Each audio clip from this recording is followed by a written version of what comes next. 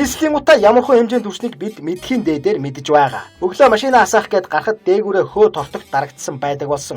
Хөдөөнөөс орж ирэхэд цэв цэвэрхэн байсан салхины шил хотын зах руу орж ирэнгүүт тортог болж эсэн бусын хар саард божгонсон юмнуудаар халтартаж эхэлж байгаа юм.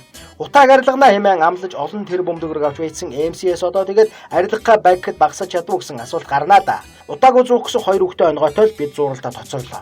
Олон тэрбум төгрөг зарлагдсан хэдий утаанаасаа салж чадаагүй монголчуудад одоо маск зүүхтэрээ тулж байна. Утаагүй зуух ба маск. Тэрбумаар үнэлэгдэх утааны эсрэг хөтөлбөр адаг сүлдээ маск аваарай гэснээр дуусч байна. Маск гэснээс маск нь бас л үнэтэй. Энгийн маск 500 орчим төгрөг байхад утааны эсрэг маск нь 2000-аас 100000 орчим төгрөгөөр үнэлэгдэж байна. Бид ч хууртаж чанахгүй юм. Бидний эрүүл мэндээр луйварчд бизнес хийж байж байгаа бас л болохгүй юм. Энэ арай л дэндүү санагдахгүй байна гэж юу?